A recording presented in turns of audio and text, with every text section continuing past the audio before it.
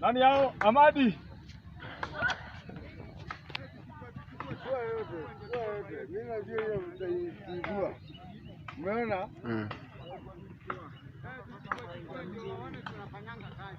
Hiyo ni nini?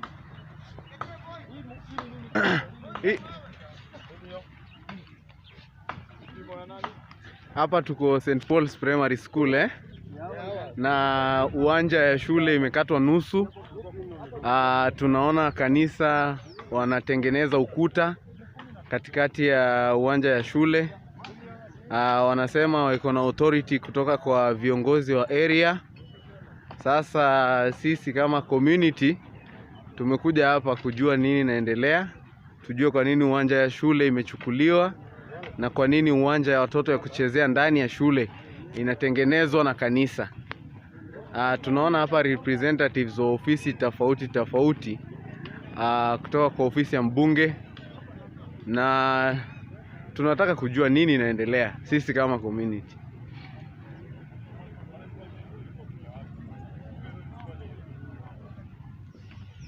Amadi Kaero. Salam. If the state genuinely wanted to have the land in front of the state house for the purposes of president landing, they should have done so through the Ministry of Lands, but not through the government of Nakuru. So the big question is, why would the governor be seeking to have the title deed of that land that is a landing bay for the president of next to the state house of the Nakuru? And this land, if you remember, the first president landed there when the land was still owned by the War Memorial Hospital. The second president, Moi, did the same, Kibaki, the Kenyatta. I'm very sure even Ruto, His Excellency, our beloved president, would not want such a disruption just because that we are looking for a land for his purposes of landing. Based on the above grounds and reasons, these are enough for impeachment, and therefore I ask the MCAs to do their job. The shocking news about the War Memorial ownership is that they have genuine documents issued by the Ministry of Land extending the lease for further 50 years. Surprisingly, the staff at the Ministry of Land Registrar were instructed to disown the documents issued by the registrar. Those who did not cooperate were arrested and detained. Just to make things clear to Her Excellency, our Governor, I'm only playing my role as mandated by the residents of Nakuru County and by the Constitution of the Republic of Kenya, and not undermining anybody as she purports. Since Her Excellency Governor Susan Kihika took office, she has been undermining other elected leaders and calling them names in front of the people who elected them. She has been undermining our efforts, and especially my oversight role. I thought she would appreciate the senator's role. Since she was my predecessor, but instead she's rubbishing my role day in, day out. And I take this opportunity as a senator for Nakuru County to congratulate the court for upholding the rule of law and order Nakuru County Police Boss, Mr. Samuel Danyi, for aiding Nakuru War Memorial Hospital management regain access to the facility after county officers raided the facility and warned the county government against court contempt. I strongly condemn the attack of the hospital by the county government of Nakuru.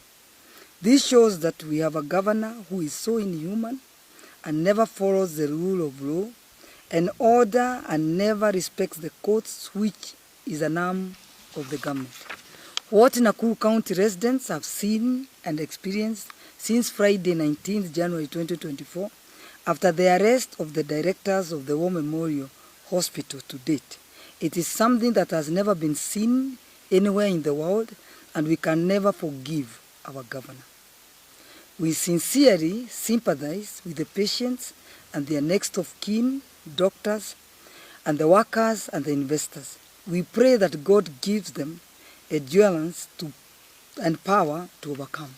Sadly, a lot of people have died since 28 October 2023, following the disruption of War Memorial Hospital by the county government led by Her Excellency Susan Kehika. Sadly, this morning, the chairman of Mount Narok Sacco in Kenya, Mr. David Kimani, has died following the forceful takeover of the War Memorial Hospital by the Nakuru County government askaris under the instructions of the governor to evacuate all the patients and medical staff from premises. Yesterday, his brother tried to seek access to him at the hospital but was denied access at the gate. This is so inhuman, and may the family fight justice for negligence and death of the chairman. Not forgetting the disruption of services in our county government hospitals on 1st July 2023, where the county government, led by Her Excellency Susan Kehika, sacked over 500 health workers, including doctors, nurses and general workers, and replaced them with non-qualified staff. We also experienced a lot of negligence to the patients, and up to date, the situation has not improved. This has caused our people to suffer in all the county hospitals. The sad part is that our county hospitals are in a sorry state due to poor management by the county government. And the examples are the Maimahi Hospital, we know, that was built by the last regime, led by His Excellency Governor Lee. And yeah, I know, I've seen pictures that if you go, grass and whatever are the ones now you can find. So it's not being used. And it had used a lot of millions for the county money. And then come to the Naivasha Hospital just here next, you'll see also it is not even working well. Go to Nagilgil, the same. Everywhere, Urunguruoni, Molo, Njoro, everywhere is like that. And even to make the matters worse, we have the PGH annex, a well-established but a poor-performing facility located right next to War Memorial Hospital. And instead of the governor implementing any serious plans she may have for the War Memorial facility, if there is any genuineness and seriousness for work, she goes on to close War Memorial Hospital, the only hospital which means international standards, equivalent to the Nairobi Hospital and the Aga Khan Hospital. Instead of supporting local investors and focusing on attracting more health investors from the private sector, she's ordering the arrest of the War Memorial Hospital investors on false allegations, creating an enabling environment to do business in our county. This has created no confidence for investors in our country. As the Senate of the Republic of Kenya, we urge agencies like EACC, the Controller of Budget, and the Office of the Auditor General to be extremely vigilant to take necessary actions against corruption in the devolved units. Meanwhile, I will continue to perform my oversight role with zeal and passion, without fear or favor, because I have the mandate of the great people of Nakuru County.